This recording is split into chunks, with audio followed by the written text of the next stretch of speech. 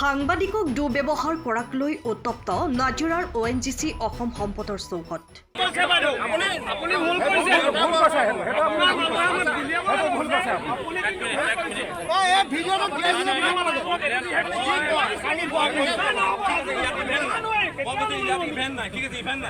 নাজিৰাত ONGCৰ অসম সম্পদৰ মুখ্য কাৰ্যালয়ৰ সন্মুখত সাংবাদিকৰ প্ৰতিবাদ।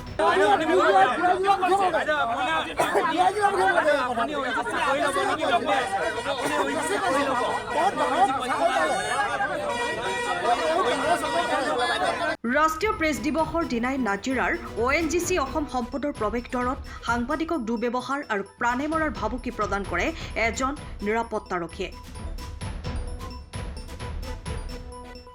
প্ৰাপ্ত তথ্য অনুসৰি নাজিৰাৰ সংবাদকৰ্মী জাকিৰ আখতাৰ হুছেইন আৰু দুজন সংবাদকৰ্মীক অসমৰ সম্পদৰ আৱাসিক এলেকাত সাংবাদিকৰ বৈধ নথি থকা স্বত্বেও প্ৰৱেশ কৰাত বাধা দি অশ্লীল ভাষাৰে গালি গালাজ কৰি নিজৰ ছাৰ্ভিচ বন্দুকে প্ৰাণে মৰাৰ ভাবুকি প্ৰদান কৰাক লৈ নাজিৰা সকলো সংবাদকৰ্মীয়ে মূল প্ৰৱেশদ্বাৰৰ সন্মুখত প্ৰতিবাদ সাব্যস্ত কৰে। हम लोगों को भी जरूरत नहीं, हम लोगों की भी जरूरत नहीं, नहीं हम लोगों को भी जरूरत नहीं।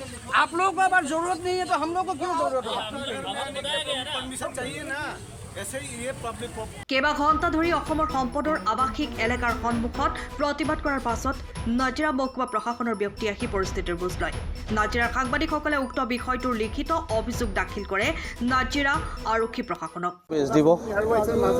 আজিৰ দিনটোত নাজিৰাৰ সাংবাদিকসকলে যিটো পৰিস্থিতিৰ সন্মুখীন হ'ল বা হৈ আছে আজি পৰ্যায়ত এই মুহূৰ্তত অতি দুৰ্ভাগ্যজনক, অতি দুখজনক।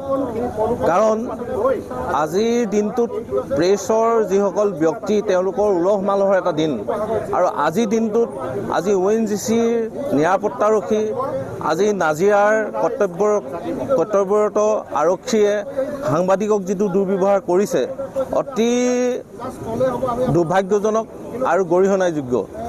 আজি আমাৰ সাংবাদিকসকলক ইয়াত ডাঙৰকৈ আপোনালোকে দেখিব যে লেখা আছে please show' your pass oblique identity card. আৰু যেতিয়া ইয়াত নিৰাপত্তাৰক্ষীয়ে যেতিয়া ৰখোৱা হৈছিলে সাংবাদিকক, তেতিয়া তেওঁলোকে কাৰ্ড শ্ব' কৰা হৈছিল। কাৰ্ড শ্ব' কৰাৰ পিছত তেওঁলোকক যাবলৈ দিয়া নহ'ল।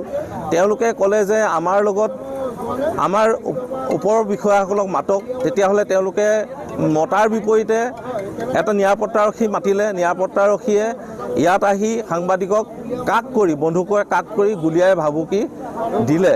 গতিকে ইয়াতকৈ আৰু আজিৰ দিনটোত প্ৰেছৰ দিৱসৰ দিনাখনি সাংবাদিকক যিটো দুৰ্ব্যৱহাৰ কৰিলে তাতোতকৈ দুৰ্ভাগ্যজনক বিষয় নাই। গতিকে মই আজি এই যিটো কলা দিৱস, আজি সাংবাদিকৰ কলা দিৱস হিচাপে মই অভিহিত কৰিছোঁ। আজি সাংবাদিকৰ নিৰাপত্তাটো নাই সন্মুখত ৰাইজৰ মাজত আজি গুলীয়াই ভাবুকি মৰাৰ ভাবুকি দিয়া হ'ল।